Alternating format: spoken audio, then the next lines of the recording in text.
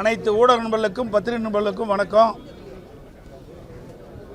நீண்ட நாட்களுக்கு பிறகு உங்களை நாங்கள் சந்திக்கிறோம். இன்றைய தினம் தமிழக வெற்றி கழகம் ஆட்சி பொறுப்பேற்று முதன்முறையாக ஆளுநர் உரை சட்டமன்றத்திலே தாக்கல் செய்யப்பட்டிருக்கின்றது. இந்த ஆளுநர் உரையிலே பல புதிய திட்டங்கள் இடம்பெறும் என்று எதிர்பார்க்கப்பட்டது. ஆனால் எதிர்பார்க்கப்பட்ட அளவுக்கு எந்த திட்டமும் புதிய திட்டமும் இந்த ஆளுநர் இடம்பெறவில்லை. மாண்பு முதலமைச்சர் அவர்கள் டெல்லிக்கு சென்ற விஷயம் ஏற்கனவே பத்திரிகையிலே வெளிவந்த செய்தி.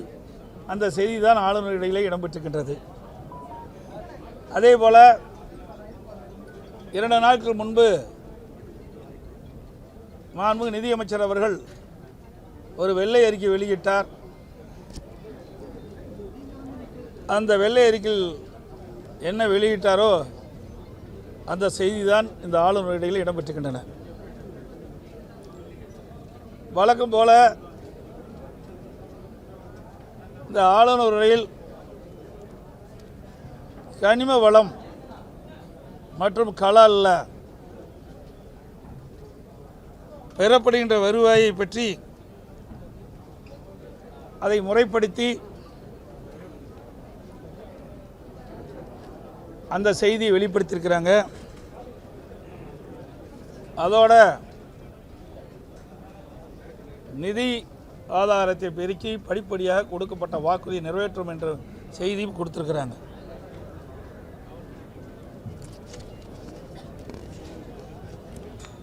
இன்றைக்கு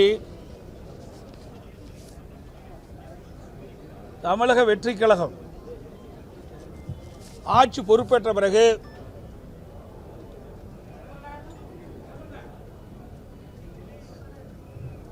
மக்களுக்கு கொடுக்கப்பட்ட வாக்குறுதிகள்,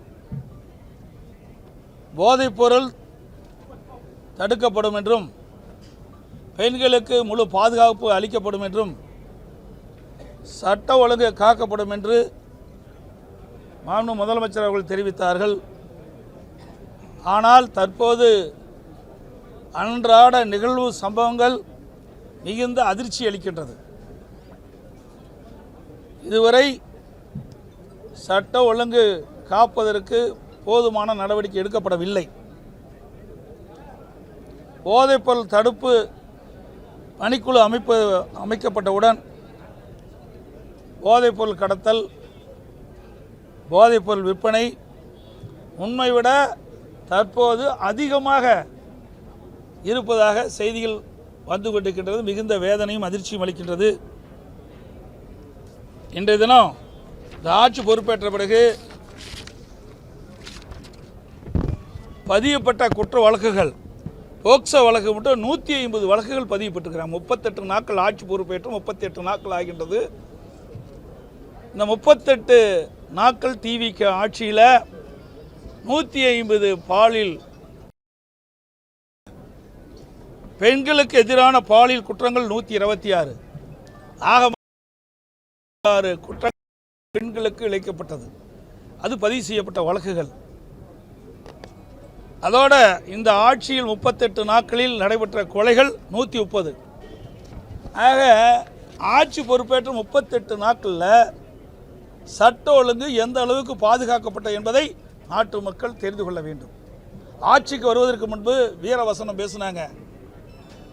தமிழகத்தில் சட்ட ஒழுங்கு பாதுகாக்கப்படும், பெண்களுக்கு பாதுகாப்பு கொடுக்கப்படும், சிறுமிகளுக்கு பாதுகாப்பு கொடுக்கப்படும் என்றெல்லாம் வீரவசனம் பேசிய இந்த அரசாங்கம் இந்த 38 நாட்களுக்குள் இவ்வளவு வழக்குகள், பாலியல் குற்றங்கள் நடைபெற்றிருக்கின்ற வழக்குகள் இவ்வளவு இருக்குது, பதிவு செய்யப்பட்ட வழக்குகள். இந்த பாலியல் சீண்டலை தடுப்பதற்காக இந்த அரசாங்கம் சிங்கப்பெண் சிறப்பு படை ஒன்று அறிவித்தாங்க. அந்த சிறப்பு படைக்கு பாதுகாப்புக்கு இன்னொரு படை அமைக்க வேண்டிய சூழ்நிலை தான் இந்த ஆட்சியில் பார்க்கப்படுகிறது. அந்த அளவுக்கு சட்ட ஒழுங்கு சந்தி சிரிக்கின்ற நிலை பார்க்கப்படுகின்றது. அதேபோல் விவசாயிகளுக்கு தேர்தல் நேரத்தில் டிவிக்கு கொடுக்கப்பட்ட வாக்குறுதி அதை முழுமையாக நிறைவேற்றவில்லை. விவசாயிகள் மகிழ்ச்சியோடு இருந்தாங்க. விவசாய கடன் முழுவதும் தள்ளுபடி செய்யப்படும் என்று. அதற்கு மாறாக இந்த அரசாங்கம் தேர்தல் நேரத்தில் கொடுக்கப்பட்ட வாக்குறுதியை நிறைவேற்றவில்லை. தேர்தல் நேரத்திலே தமிழக வெற்றிக் கழகம் அதனுடைய தலைவர் கொடுக்கப்பட்ட வாக்குறுதி 5 ஏக்கருக்கு குறைவாக நிலம் வைத்திருக்கின்ற விவசாயிகளுக்கு அவர்கள் தொடக்க வேளாண் கூட்டுறவு கடன் சங்கத்தில் வாங்கிய பயிர்க்கடன் முழுமையாக தள்ளுபடி செய்யப்படும் என்ற அறிவிப்பை வெளியிட்டார். அதற்கு மேல் இருக்கின்ற நிலம் வைத்திருக்கின்றவர்களுக்கு அவர் வாங்கிய கூட்டுறவு சங்கத்திலே வாங்கிய பயிர்க்கடன் 50% தள்ளுபடி என்றார். ஆனால் 2 நாட்களுக்கு முன்பு ஒரு அறிவிப்பை வெளியிட்டாங்க. அதில் 75,000 ரூபாய் கூட்டுறவு சங்கத்திலே வாங்கிய பயிர்க்கடன் அந்த விவசாயிக்கு முழுமையாக தள்ளுபடி செய்யப்படும். அதற்கு மேல் கடன் பெற்ற அனைத்து விவசாயிகளுக்கும் 35,000 ரூபாய் தள்ளுபடி செய்யப்படும் என்ற அறிவிப்பை வெளியிட்டு விவசாயிகளை ஏமாற்றிய அரசாங்கம் தமிழக வெற்றிக் கழக அரசாங்கம் என்பதை இந்த நேரத்தில் தெரிவிக்க விரும்புகின்றேன். பொதுவாக டெல்டா மாவட்டத்தில் குறுவை சாகுபடிக்கு அணையில் மேட்டூர் அணையில் 90 அடி தண்ணி இருந்தால் ஜூன் 12ஆம் தேதி திறக்கப்படும். ஆனால் இந்த வருஷம் மேட்டூர் அணையில் நீர்மட்டம் குறைவாக இருந்த காரணத்தினால குறுவை சாகுபடிக்கு தண்ணீர் திறக்கப்படவில்லை. இந்த அரசு உரிய முயற்சி எடுத்து கர்நாடக அரசோட பேச்சுவார்த்தை நடத்தி மாதம் நமக்கு கிடைக்க வேண்டிய பங்கு நீரை பெற்றிருந்தால் ஜூன் 12ஆம் தேதி குறுவை சாகுபடிக்கு மேட்டூர் அணையிலிருந்து நீர் திறக்கப்பட்டிருக்கலாம். ஆனால் அதற்கெல்லாம் எந்த முயற்சி எடுக்கவில்லை.